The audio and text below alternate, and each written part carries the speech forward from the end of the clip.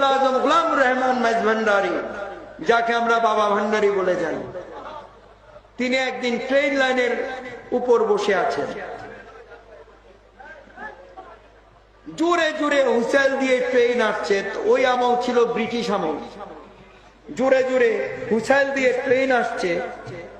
তো ট্রেনের চালক, শুধু তখন না, এখনো, কিছুদিন আগে ঢাকায় ট্রেন অ্যাক্সিডেন্ট করে গাড়ি দুমড়ে মুচড়ে গিয়েছে। হয় কি, ট্রেন চালকের উপর নিষেধ আছে ট্রেন যখন দ্রুত গতিতে চলবে তখন হার্ড ব্রেক করা যাবে না, কারণ হার্ড ব্রেক করলে ট্রেন লাইনচ্যুত হয়ে হাজার হাজার মানুষের প্রাণহানি হতে পারে, মানুষ আহত নিহত হতে পারে। কথা বুঝতে পেরেছে? যার জন্য হার্ড ব্রেক করা নিষেধ।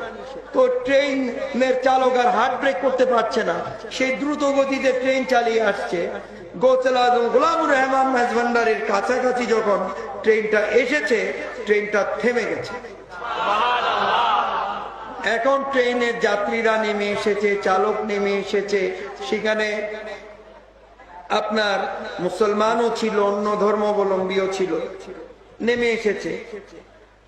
নেমে আসার কারণে আপনার এখন এসে যারা মুসলমান তারা বুঝেছেন উনি একজন আউলিয়া আল্লাহ। তারা বলছেন যে বাবা আপনি একটু উঠেন, আমরা ট্রেনটা চালিয়ে যাই। উনি তো উঠে না। অন্য ধর্মাবলম্বীর কাছে উনি একজন মহাপুরুষ, ওদের ভাষায় বলে বাবা আপনি উঠেন। তিনি তো উঠে না। তো ট্রেনের ভিতরে কিছু বিচক্ষণ লোক থাকে না, তো তারা বলছে যে উনি যেহেতু উঠছে না, আসলে সামনে কি হয়েছে আমরা একটু যেয়ে দেখি না। তো একটু যেয়ে দেখে যে ট্রেন লাইনের উপর বিশাল একটা গাছ পড়ে আছে।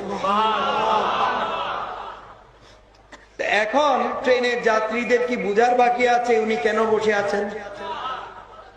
কারণ এই ট্রেনটা গিয়ে বিশাল গাছের মধ্যে ধাক্কা খেত, হাজার হাজার লোকের প্রাণহানি হতো, আহত হতো। এটা তো বুঝার বাকি কারণে। আর তখন হাজার হাজার লোক ওই গাছটা সরিয়ে দেওয়া, এটা একটা অসম্ভব ব্যাপার? অসম্ভব ব্যাপার না। হাজার হাজার লোক ধরলে গাছটা সহজেই সরিয়ে দিল। সরানোর সাথে সাথে তিনি দাঁড়িয়ে গেলেন। মানে এখন ট্রেন যেতে পারে।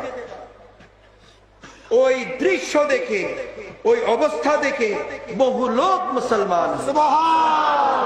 এটা কার শক্তি? আল্লাহর শক্তি।